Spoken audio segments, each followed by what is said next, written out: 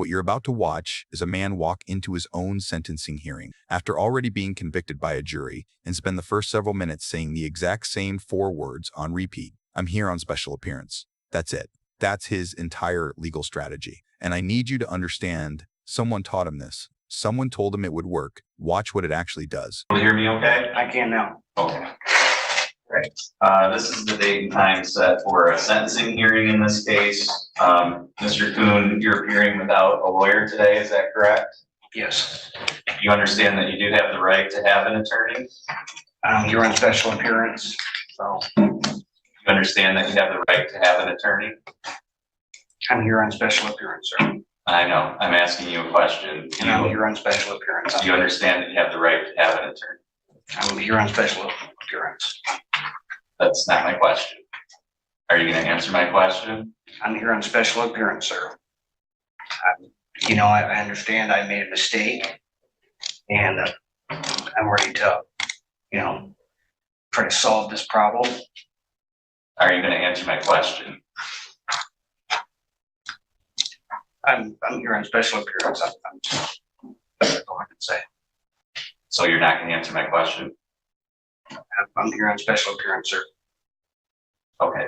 I'm going to have you sit back over there for a minute. We're going to take up your case again. In a little bit, I need to decide how we're going to proceed if you're going to refuse to answer any questions here today. Okay?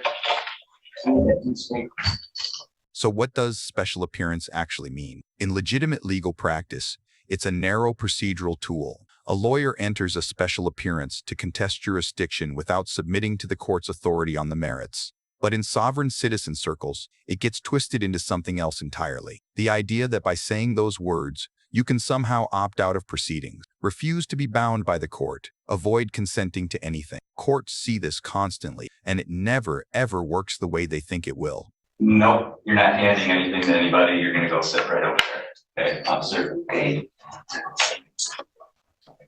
Are you able to hear me okay, Mr. Kuhn? Yeah. Okay, so I just want to explain a couple things to you.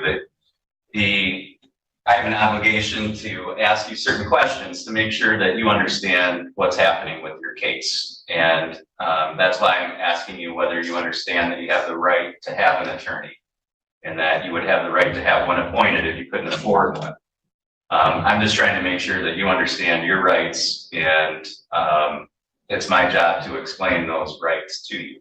I'm not asking you to give up any rights. You're not putting yourself in any kind of legal danger by answering these questions. I'm just trying to find out if you understand what your rights are and how we're going to move forward, so that I know that you're knowingly and voluntarily choosing not to have an attorney to represent you. And if you don't answer these questions that I'm asking you, it impedes my ability to proceed with the hearing in the way that I'm required to under the law.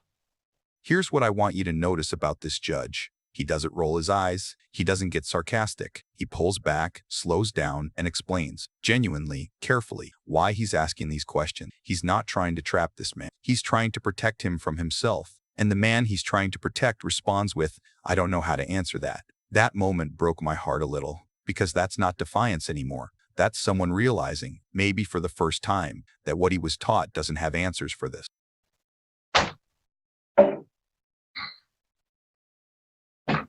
How to answer that.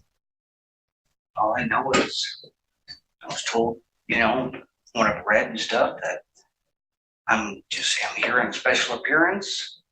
What do you think that means? I'm not contracting. If there's no corpus electi, how could there be a crime? Okay. Do you know what that even means? There's no injured party. What you're saying? If there's no injured party, where's the crime? Okay, well, first of all, a jury found you guilty, right? And that, I'm stepping They into found you guilty of assaulting, resisting, or obstructing 2 police officers. Right? That's what happened. I'm here on special appearance.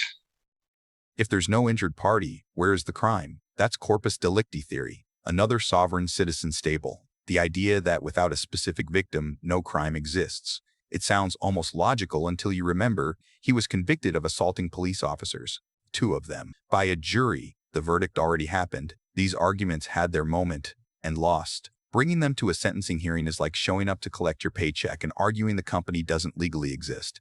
If you continue to refuse to answer my very simple questions just about whether you understand what's happening, and if you continue to just give me that answer, which doesn't make any sense and doesn't have any legal effect, no matter what you read or what other people have told you, then you're impeding my ability to proceed in the way that I need to under the law.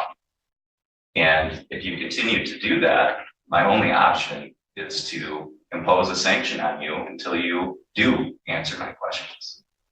And what that means is that I'm going to find you in direct contempt for impeding the function of the court by refusing to answer very simple questions. And I'm going to put you in jail for 30 days. And if at any point during that jail stay, you decide that you will answer these very simple questions, then we'll come back into court immediately and we'll take care of the sentencing. But those are going to be your options, because I'm not gonna have you just. Okay, well, thank you for clearing that up. So it's your choice. You can answer my questions, I or you have can an attorney, but the attorney I had absolutely did nothing. Okay, we're past that point. What we're here for today is the sentencing hearing, because you've been convicted, you've been found guilty by a jury of your peers. And so we're here for sentencing. So we're not here to talk about what did or didn't happen with your lawyer before. I'm trying to find out if you understand that you have the right to hire your own lawyer, or if you can't afford one, that one will be appointed for you. Something shifted when he brought up his old lawyer, because that wasn't a script. That was a real grievance. He felt abandoned by the system before he ever found the sovereign citizen rabbit hole. And maybe that's worth sitting with for a second. People don't usually end up repeating legal nonsense in courtrooms because they woke up one day and decided to. They end up there because somewhere along the way, they stopped trusting the system and someone else was ready with an alternative. Do you understand that you have that right? Yes. Okay. And you understand that proceeding without a lawyer has certain risks. Do you understand that? But I obviously can't afford an attorney. Okay. And the one I had, again, didn't do a dang thing because the ticket should have never been split. Okay. Do you want to That was my request? argument to begin with. Do you want to request a different attorney to be appointed? Actually, yes. You did. Okay. All right. So you did previously qualify. So I find that you continue to qualify for court appointment attorney. Court is going to appoint one for you, and we'll reset this hearing for my next available date. Okay. Am I going back to jail or can I go home? No, you're going back to jail until we have the hearing. I've already had 3 weeks in jail, sir. And you made that choice by refusing to comply with the pre-sentence process. That was your choice. You're just facing the consequences for your own choices. And if you have people advising you to take this ridiculous stand and make these statements that don't mean anything to the court, they're giving you really bad advice. And they're not the ones paying for that advice, you are.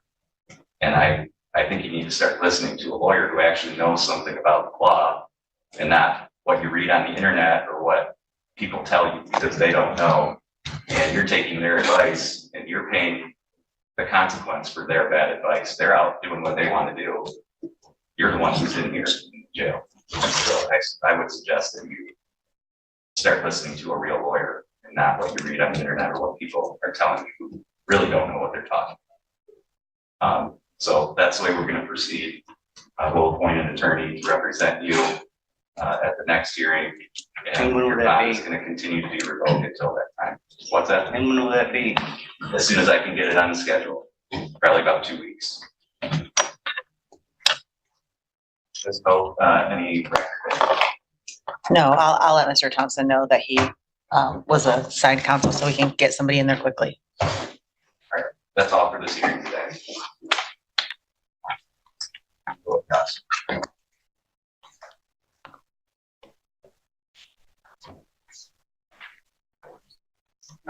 our next hearing set for 11, so we'll be in recess until that.